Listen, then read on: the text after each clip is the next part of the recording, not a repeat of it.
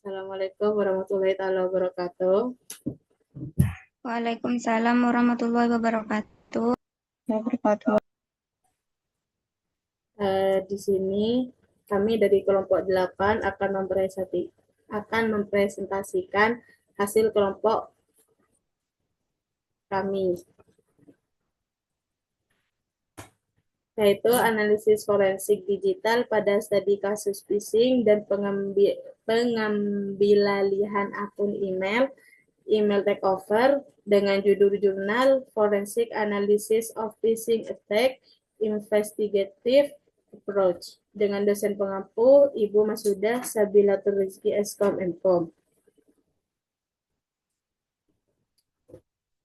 Di sini kami akan memperkenalkan kelompok kami dulu, yaitu saya Rafifah Tefia Yusuf dengan NIM 23190. Saya Filiana Eka Kurniasari dengan NIM awal 23, NIM akhir 169. Saya Imelda Triartika Dewi dengan NIM awal 23172.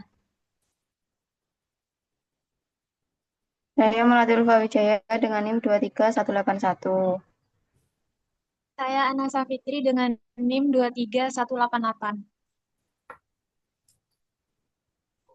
Yang pertama itu identifikasi artikel dengan judul Forensic Analysis of Phishing Attack Investigative Approach dengan penulis Wido Convertikainde, Joshua Sedevit Tambanahung, Valentio Inggiriwang, Alexandra Kantala Putri Mile dengan tahun terbit 2024.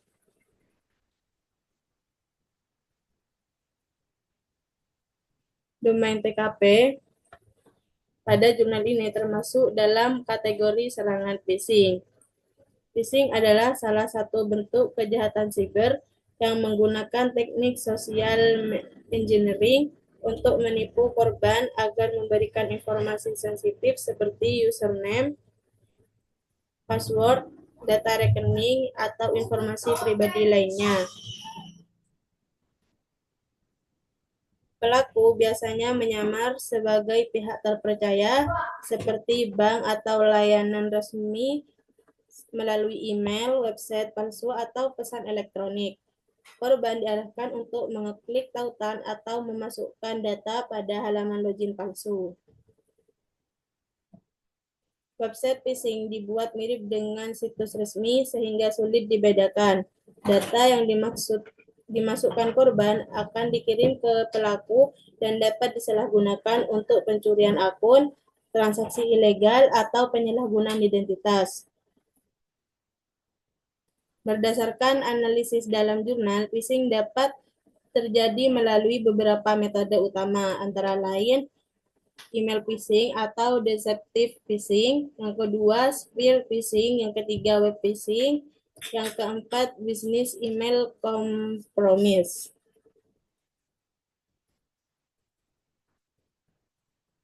Di bagian bab 2 ini ada skenario insiden. Serangan phishing dilakukan dengan penyamar sebagai entitas terpercaya. Pelaku mengirim email, tautan, atau website palsu yang terlihat resmi.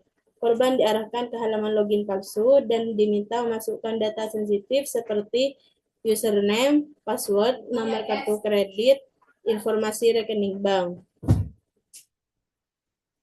Indikasi awal, email mencurigakan meminta verifikasi akun. Yang kedua, link menuju website palsu. Yang ketiga, permintaan data sensitif yang tidak wajar, aktivitas login tidak dikenal. Batasan skop TKP. Dalam investigasi sistem email atau analisis email phishing, yang kedua, website phishing, yang ketiga, log aktivitas pengguna, yang keempat, data digital terkait atau email header, URL, atau metadata. Dan di luar investigasi, yang pertama itu infrastruktur organisasi yang tidak terkait, sistem fisik yang tidak berkaitan, sistem tanpa bukti digital serangan. Time window, Tentang waktu analisis investigasi meliputi yang pertama itu email phishing dikirim, yang kedua email diterima atau dibuka korban, yang ketiga korban mengakses link phishing, yang keempat korban memasukkan data di situs palsu, yang kelima aktivitas setelah data dicuri. Rentang waktu ini digunakan untuk melacak kronologi serangan dan mengidentifikasi bukti digital selama proses investigasi. Untuk penjelasan selanjutnya akan dilanjutkan oleh rekan saya.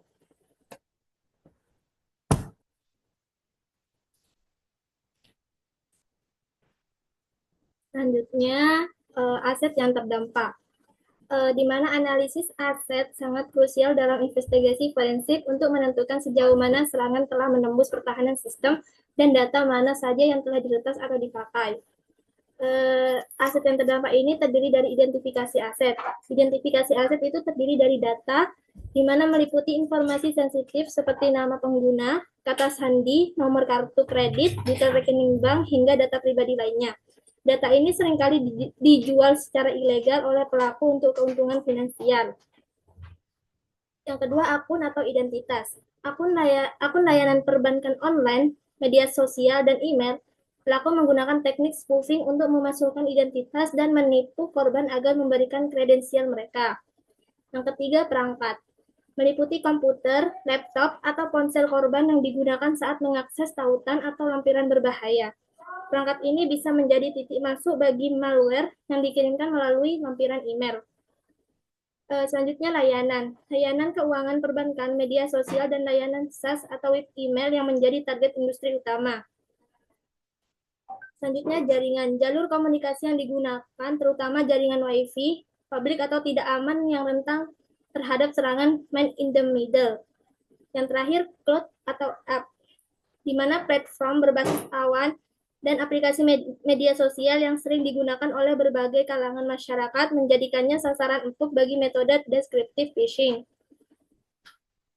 Yang kedua, klasifikasi dampak CIA, confidentiality, integrity, availability. Terdiri dari yang pertama confidentiality atau kerahasiaan, di mana rusak ketika informasi pribadi dan finansial yang seharusnya rahasia berhasil dicuri oleh phisher. Buktinya adalah pengungkapan data sensitif kepada pihak yang tidak berwenang. Yang kedua, integrity atau integritas. Rusak ketika pelaku melakukan transaksi tidak sah atau mengubah data akun tanpa izin pemilik sah. Buktinya adalah adanya catatan transaksi ilegal atau perubahan kredensial akun.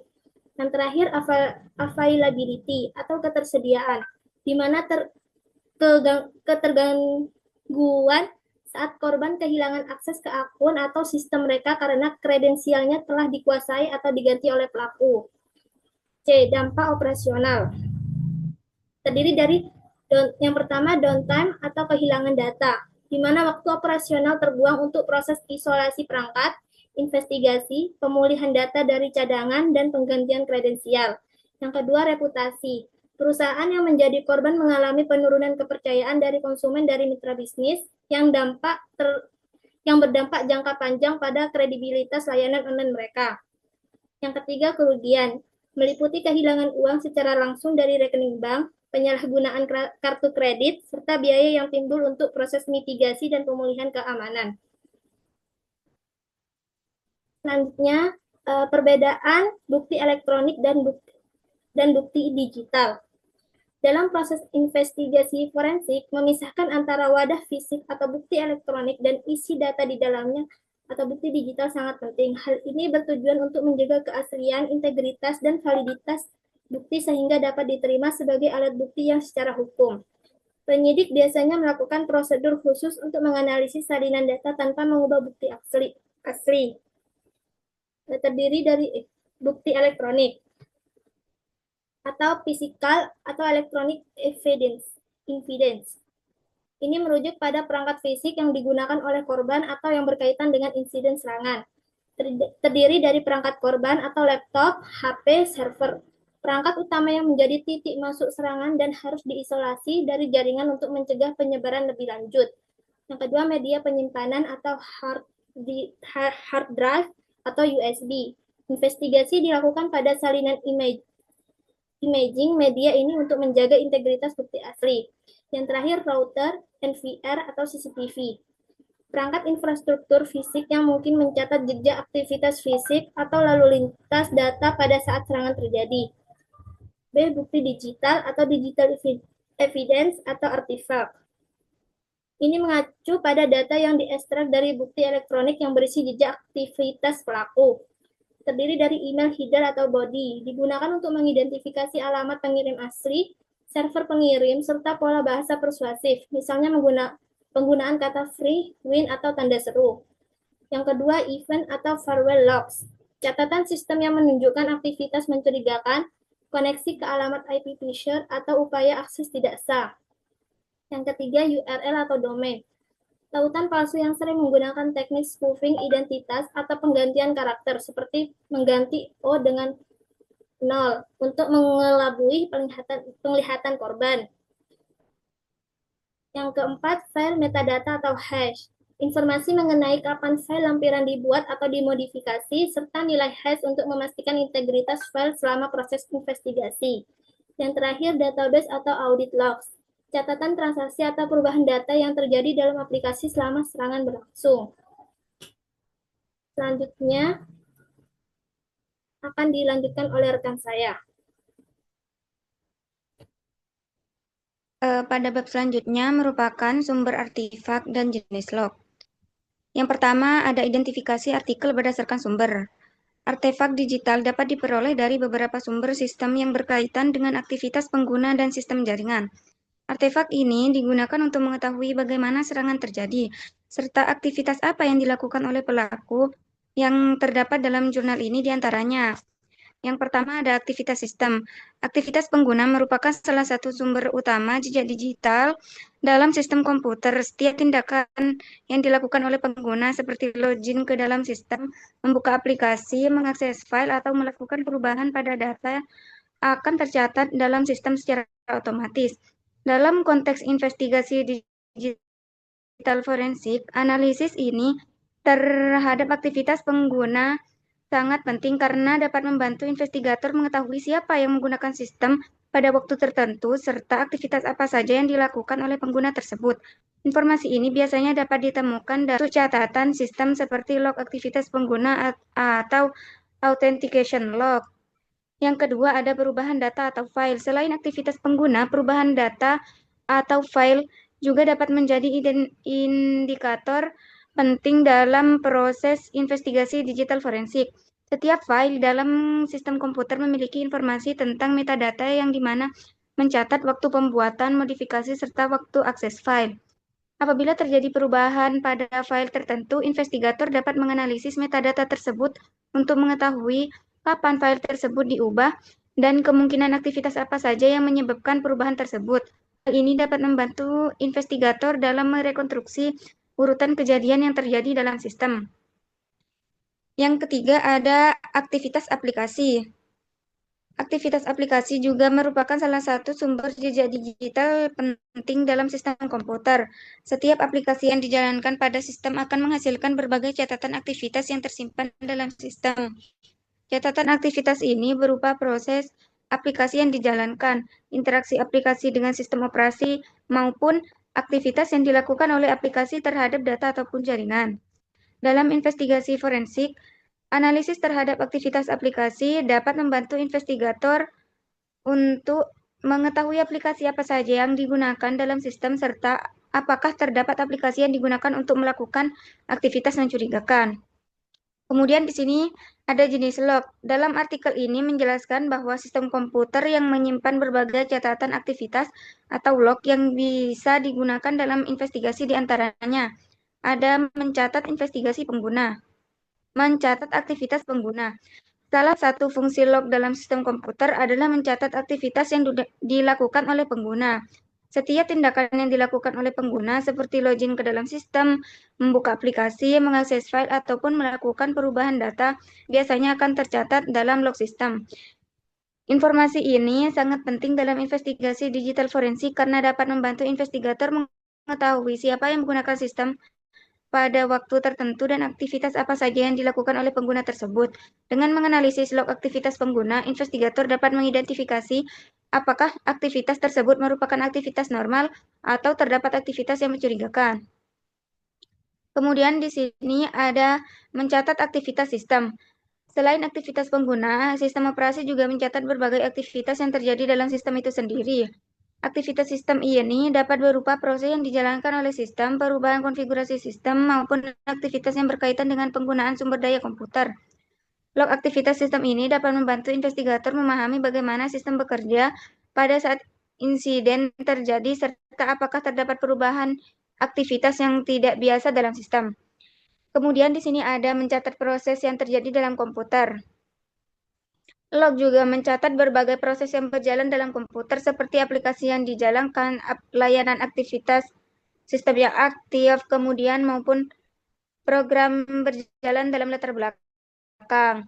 Informasi ini dapat membantu investigator mengetahui aplikasi atau proses apa saja yang aktif kemudian dalam beberapa analisis terhadap proses yang berjalan dapat membantu menemukan adanya program mencurigakan atau aktivitas yang tidak seharusnya terjadi di dalam sistem. Lanjut. Kemudian pada bab 6 ini terdapat metodologi DEVIL yang digunakan dalam artikel ini. Penanganan insiden keamanan pada jurnal tersebut dapat dianalisis menggunakan pendekatan digital forensik dan insiden response atau DEVIL. Metodologi ini digunakan untuk mengidentifikasi penanganan dan pemulihan sistem serta terjadinya insiden keamanan. Yang pertama ada preparation. Preparation merupakan tahap persiapan sebelum insiden terjadi. Pada tahap ini, organisasi menyiapkan kebijakan keamanan, prosedur penanganannya insiden, serta alat keamanan yang diperlukan untuk mendukung proses investigasi. Contohnya adalah penyusunan kebijakan keamanan informasi pengguna, sistem monitoring keamanan, serta peningkatan kesadaran pengguna terhadap ancaman keamanan siber. Yang kedua ada identification. Identification ini bertujuan untuk mendeteksi adanya aktivitas yang mencurigakan dalam sistem. Proses ini dilakukan dengan memonitor aktivitas jaringan, menganalisis log sistem, serta mengidentifikasi pola serangan yang terjadi. Pada tahap ini, investigator dapat menentukan jenis serangan, sumber serangan, serta sistem yang terdampak. Kemudian yang ketiga ada containment. Containment dilakukan untuk membatasi dampak serangan agar tidak menyebar ke sistem yang lain. Langkah yang dapat dilakukan antara lain dengan mengisolasi perangkat yang terdampak, memblokir akses mencurigakan, serta menonaktifkan akun yang telah disusupi oleh pelaku. Kemudian ada eradication. Eradication bertujuan untuk menghilangkan sumber ancaman dari sistem. Proses ini dapat dilakukan dengan menghapus malware atau perangkat lunak yang berbahaya, menutup celah keamanan yang dimanfaatkan oleh pelaku, serta membersihkan sistem dari file yang berbahaya. Yang kelima ada recovery. Recovery dilakukan untuk memulihkan sistem agar dapat kembali beroperasi secara normal setelah insiden yang berhasil ditangani. Proses ini meliputi pemulihan sistem dari backup, penggantian kredensial akun, dan pemantauan sistem untuk memastikan tidak ada ancaman lanjutan. Kemudian yang keenam ada lesson learned.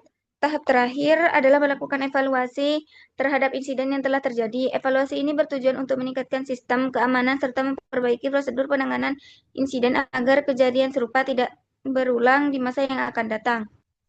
Selanjutnya akan dijelaskan oleh rekan saya.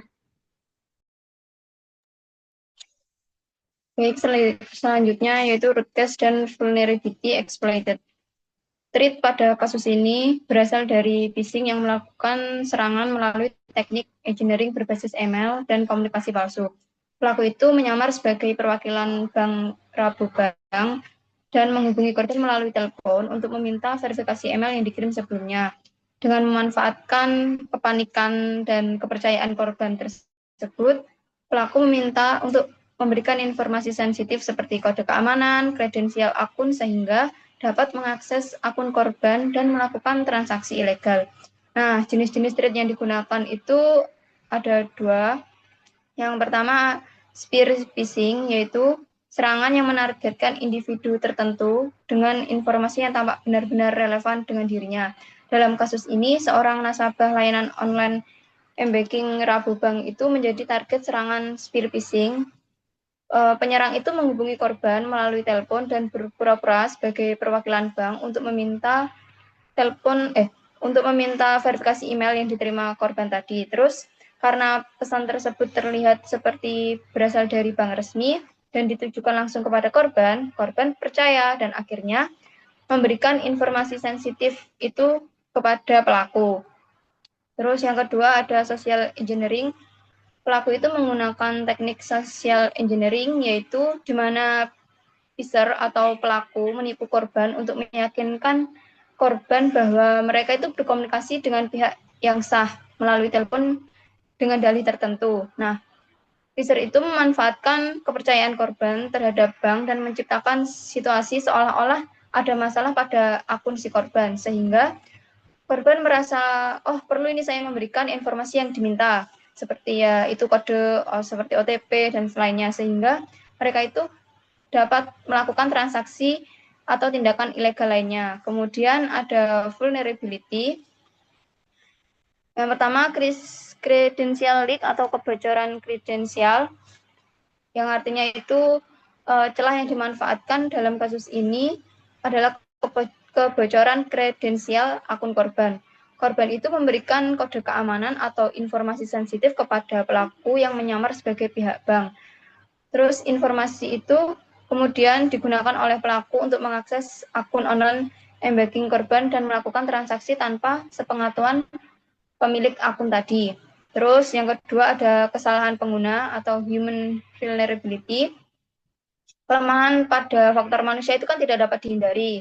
Nah, karena korban sendirilah yang salah, korban tidak berhati-hati dan tidak melakukan verifikasi terhadap identifikasi penelpon yang mengaku sebagai pihak bank dan langsung memberikan informasi sensitif tersebut. Nah, kurangnya kewaspadaan terhadap teknik seperti ini membuat korban mudah tertipu oleh pelaku phishing.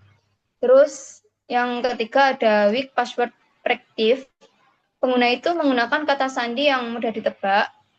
Dalam jurnal itu juga disebutkan seperti nama anak, nama hewan, peliharaan, tanggal lahir, dan kebiasaan menggunakan password yang sama untuk berbagai akun. Nah, kebiasaan kecil seperti ini tuh membuat penyerang lebih mudah menebak-nebak dan mengakses akun korban setelah memperoleh informasi. Terus dalam penelitian ini juga disebutkan telah teridentifikasi 4 alasan utama mengapa pengguna menjadi korban phishing. Nah, yang pertama itu banyaknya email yang diterima meningkatkan peluang penipuan. Terus pengguna itu cenderung membuka email dari pihak yang mereka kenal. Terus yang ketiga, kurangnya pengetahuan mengenai ancaman phishing. Dan yang terakhir, kebiasaan penggunaan media seperti mengecek email setiap pagi tanpa kewaspadaan. Terus kenapa sih bisa lolos? Yang pertama itu karena kurangnya kesadaran keamanan penggunaan. Kan serangan phishing itu berasal dari korban tidak menyadari bahwa komunikasi yang diterima merupakan upaya penipuan. Korban dengan gampangnya itu langsung percaya memberikan informasi pribadi tersebut. Terus yang kedua itu karena kontrol keamanan yang lemah. Setelah pelaku memperoleh informasi dari korban, pelaku dapat mengakses akun korban tanpa hambatan tambahan. Karena kan kontrol keamanan pada sistem tidak cukup kuat untuk mencegahnya. Terus yang ketiga itu tidak ada multifaktor authentication. Pelaku juga dengan mudah langsung masuk ke akun korban karena tidak adanya autentifikasi multifaktor tersebut. Nah, jika sistem menggunakan MVA, pelaku kan masih harus melewati lapisan verifikasi tambahan seperti ya sidik jari, OTP, atau live foto kedipan mata sama senyuman itu, dan sebagainya. Terus kurangnya monitor aktivitas login kan serangan juga dapat lolos karena tidak adanya pemantauan aktivitas login yang mencurigakan. Jika terdapat sistem monitoring yang baik, mungkin aktivitas login dari lokasi atau perangkat yang tidak biasa dapat dideteksi lah, sehingga akses mencurigakan tersebut dapat segera diblokir. Terus selanjutnya itu rekomendasi pencegahannya. Rekomendasi sumber kegagalan yang pertama itu dari faktor manusia. Pada studi kasus yang dijelaskan dalam jurnal itu kan serangan phishing berasal dari korban mempercayai pelaku yang menyamar sebagai pihak bank dan memberikan informasi tersebut tanpa melakukan verifikasi terlebih dahulu. Terus oleh karena itu peningkatan kesadaran keamanan penggunaan lebih penting untuk diperhatikan lagi. Terus berikut rekomendasinya dapat diberikan. Yang pertama itu peningkatan awareness keamanan. Pengguna itu perlu, masyarakat sekitar itu perlu diberikan edukasi dan peningkatan kesadaran mengenai ancaman phishing dan teknik-teknik social engineering, kayak ya itulah. Terus edukasi ini kan dapat membantu pengguna untuk mengenali ciri-ciri komunikasi yang mencurigakan seperti permintaan informasi sensitif melalui telepon atau pesan yang mengatasnamakan institusi resmi yang suka mendesak-mendesak gitu. Terus dengan meningkatkan kesadaran keamanan tersebut kan pengguna akan lebih berhati-hati sebelum memberikan informasi pribadi ke orang yang tidak dikenal. Terus yang kedua ada SOP verifikasi informasi. Perlu adanya pembiasaan untuk mengikuti prosedur verifikasi sebelum memberikan informasi sensitif. Jika pengguna memberikan komunikasi yang mengatasnamakan institusi resmi seperti bank, maka kan pengguna harus melakukan konfirmasi dulu melalui saluran resmi organisasi tersebut, misalnya dengan menghubungi layanan pelanggan resi atau datang langsung ke kantor bank atau bisa tanya langsung ke aplikasi resminya. Terus yang selanjutnya itu pelatihan phishing awareness, itu memberikan pelatihan atau simulasi phishing lah secara berkala, baik kepada pengguna maupun karyawannya. Nah, agar mereka itu memahami dan mengenali bagaimana sih serangan phishing dan bagaimana cara merespon komunikasi yang mencurigakan. Terus selanjutnya ada kebijakan penggunaan password kuat. Kita tentu harus memaksa dan mendorong pengguna untuk menggunakan password yang kuat, tidak mudah ditebak. Terus password itu kan sebaiknya tidak menggunakan informasi pribadi seperti nama anggota keluarga, tanggal lahir, tanggal-tanggal ya momen-momen penting gitu. Terus selain itu kan juga dianjurkan untuk mengganti password secara berkala agar keamanan akun tetap terjaga, seperti seminggu sekali atau 1 bulan sekali. Selanjutnya akan dijelaskan oleh rekan saya. Terima kasih. Selanjutnya B, proses. Selain dari faktor manusia, serangan juga berhasil karena prosedur penanganan komunikasi dan keamanan informasi belum berjalan dengan baik. Beberapa rekomendasi pada aspek proses dapat dilakukan antara lain. Yang pertama ada SOP verifikasi komunikasi. Organisasi perlu memiliki prosedur standar SOP untuk memverifikasi komunikasi dan mengatasnamakan institusi resmi, terutama jika komunikasi tersebut meminta informasi sensitif. Pengguna seharusnya diminta untuk melakukan konfirmasi atau menghubungi call center serta bank melalui aplikasi resmi bank untuk memastikan bahwa permintaan informasi tersebut benar-benar berasal dari pihak bank. Yang kedua ada indent respondent playbook. Harus memiliki prosedur penanganan yang jelas untuk memberikan panduan kepada organisasi dalam mendeteksi, menangani, dan memulihkan sistem apabila terjadi insiden phishing atau kebocoran kredensial. Yang ketiga ada prosedur pemulihan sistem. Memiliki mekanisme backup dan proses pemulihan sistem untuk meminimalkan dampak apabila terjadi penyalahgunaan akun atau transaksi digital, agar sistem dapat segera dipulihkan secara insiden keamanan terjadi. C. Teknologi.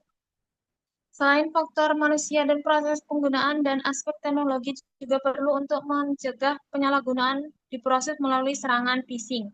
Beberapa rekomendasi teknologi yang dapat diterapkan antara lain, yang pertama ada multifaktor authentication. Implementasi multifaktor authentication atau MFA dapat menambahkan lapisan keamanan terhadap proses login. Dalam MFA, penyerang tidak dapat langsung mengakses akun korban, melainkan harus memproses username dan password karena masih memerlukan verifikasi tambahan seperti kode OTP. Yang kedua ada login dan monitoring aktivitas. Selain juga perlu memiliki mekanisme pencatatan log dan monitoring aktivitas pengguna untuk mendeteksi aktivitas login yang tidak biasa. Selain login dari lokasi atau perangkat yang tidak dikenal, dengan adanya monitoring ini, sistem dapat segera memberikan peringatan apabila terjadi aktivitas yang mencurigakan. Yang ketiga ada herding sistem keamanan. Penggunaan konfigurasi keamanan sistem atau security handling juga perlu dilakukan untuk mengurangi potensi eksploitasi oleh attacker. Hal ini mencangkup pengaturan keamanan pada server aplikasi perbankan serta sistem autentikasi agar lebih tahan terhadap serangan phishing dan akses tidak sah. Selanjutnya ada last privilege. Penerapan prinsip last privilege juga penting agar pengguna hanya memiliki akses sesuai kebutuhan. Dengan demikian, jika suatu akun berhasil diretas, dampak kerusakan yang ditimbulkan dapat diminimalisir. Next. Kesimpulan, dapat disimpulkan bahwa serangan phishing menjadi ancaman yang serius bagi keamanan siber yang akan mengincar titik lemah pengguna untuk mendapatkan informasi sensitif mengenai pengguna tersebut. Dalam kasus yang dibahas dalam artikel, pelaku menyamar sebagai pihak yang terpercaya dan pengguna email, link, komunikasi palsu untuk meyakinkan korban agar percaya dan memberikan informasi penting mengenai data pribadi seperti username, password, dan informasi keuangan.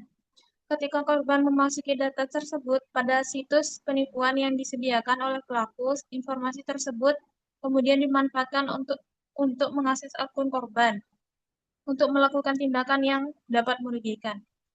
Melalui proses analisis digital forensik, investigator dapat memberitahu apa saja yang dapat dijadikan sebagai bukti digital seperti email, log aktivitas sistem, URL, serta metadata file untuk mengetahui bagaimana serangan terjadi dan bagaimana pelaku akan memanfaatkan celah yang ada. Hasil dalam analisis menunjukkan bahwa kehadiran serangan phishing tidak dapat disediakan oleh kelemahan sistem, akan tetapi dapat pula disebabkan oleh kekurangan kesadaran oleh pengguna terhadap ancaman keamanan digital. Oleh karenanya, terdapat upaya pencegahan untuk meningkatkan edukasi keamanan bagi pengguna, dimulai dari penerapan prosedur verifikasi yang lebih ketat, penggunaan password yang lebih kuat, dan penerapan keamanan tambahan seperti autentifikasi berlapis dan juga pemantauan aktivitas sistem yang dilakukan secara berkala agar tetap terjaga.